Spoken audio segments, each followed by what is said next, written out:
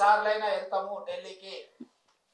రేవంత్ రెడ్డి ఢిల్లీ వెళ్ళిన ప్రతిసారి కౌంట్ చేసుకుంటూ 1 2 3 4 5 అదే వాళ్ళవి ఒక కాలేజీ స్కూల్స్ వాళ్ళ ర్యాంకులు వస్తుంటాయి కదా, అట్లా ప్రతిసారి లెక్కేసినాం. ఎందుకంటే ఏం చేసిరు పోయిన ప్రతిసారి ఎన్ని కోట్ల పెట్టుబడులు తెచ్చిరు అనే అంశం మీద లేవనెత్తుతానే ఉన్నాం.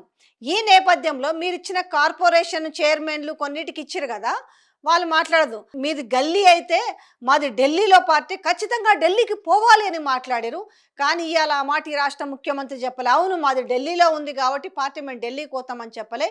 ఈసారి ఎందుకు పోతున్నారు అనే దాని మీద సో మేము పెళ్ళికి పోతున్నాం అనేసి పాపం పక్కన వాళ్ళని గుసబెట్టుకొని చెప్పిండు. సో దీని మీద కేటీఆర్ ట్వీట్ కూడా చేసిండు. మీకు దానికి సంబంధించిన అంటే చాలా సటారికల్గా ఏమన్నాడు, పెళ్ళికి పోతున్నావో పేరంటానికి పోతున్నావో సాగుకు పోతున్నావో తెలంగాణ పౌరులుగా 28 సార్లు పోయినవు, 28 రూపాయలు తీసుకురాలనే అడగటం మా బాధ్యత. నువ్వు పెళ్లి కన్నావో పేరంటానికన్నావో సావు కన్నావో, కానీ నువ్వు ఎన్నిసార్లు ఢిల్లీకి పోయినా కూడా తెలంగాణ పౌరులుగా అడగడం మా బాధ్యత అనేది ఆయన చెప్పుకుంటూ వచ్చింది. ఏం తెచ్చినావు, 28 సార్లు పోయి 28 రూపాయలు అనేది తీసుకొచ్చావు అనేసి. తర్వాత రాజ్యాంగబద్ధంగా మినహా ఈ ఏడాదిలో అదనంగా కేంద్రం నుండి 1 రూపాయి తెచ్చింది లేదు.